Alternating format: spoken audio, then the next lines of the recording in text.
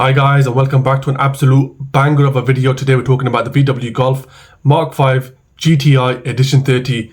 Are you in the market for one? Are you thinking about buying one? Well, today we're going to talk about the good, the bad and the ugly. Before we begin, hit that like and subscribe button, and without further ado, let's get straight to the video. So, the Edition 30 was released to celebrate 30 years since the original GTI. Only 1,500 Edition 30s will be available to the UK market, and there's been quite a few changes over the Mark 5 GTI. Let's start with some key information. Year of release from 2007. Power 230 bhp. Torque 221 foot-pounds of torque, weighing in just over 1300 kgs and accelerates to 60 in 6.6 seconds.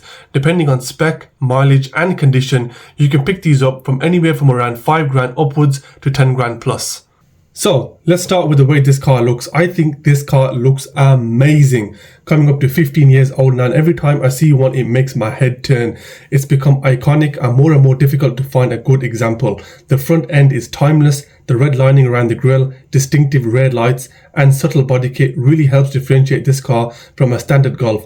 The 18-inch multi-spoke alloy wheels really gives it that beefed up hot hatch look. This car looks aggressive, yet the styling is very simple. In my opinion, this car looks better than the same year Astra VXR and Focus ST. This car comes in both a 3-door and 5-door manual gearbox and the optional 6-speed DSG box. I prefer the look of the 3-door, but the 5-door of course offers more in terms of practicality and space. So now let's move on to the engine. The engine is the same 2-litre TFSI found in the Audi S3 8P, but the Edition 30 is slightly detuned.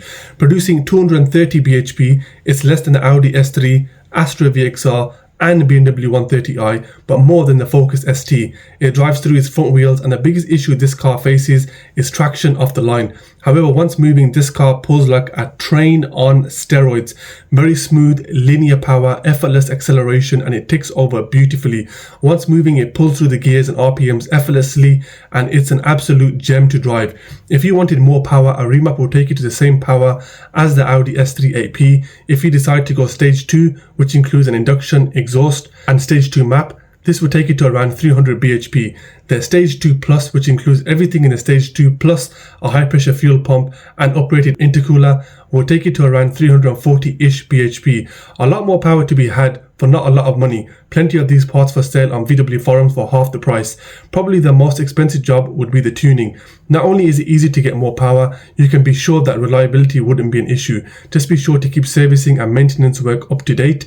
Don't make the same mistakes a lot of people make. Spend all the money on making it faster and forgetting about the basics like brakes and maintenance. So now let's move on to reliability, and surprisingly, there's not a lot to report. The most common reported issues is cam belt squeal when the car is cold. This is something to look out for. If not changed under warranty, then the cam belt, water pump and tensioner should be changed every 4 years.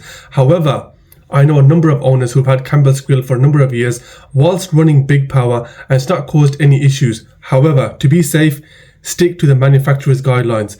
The other issue is cam follower. However, the Edition 30 has a 2-piece as opposed to the Mark 5 GTI, which only has a single piece. This means it's more durable than the 1-piece. Just ensure you check this annually to make sure everything is okay.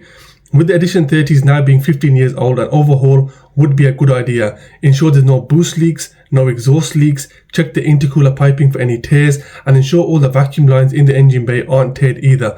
Also worth noting to check suspension components, which include rear coil springs which are known to snap. The Mark 5 Golf is known for its handling, but it won't be on 15-year-old shock absorbers, so do ensure these have been changed. If not, then budget for some new ones.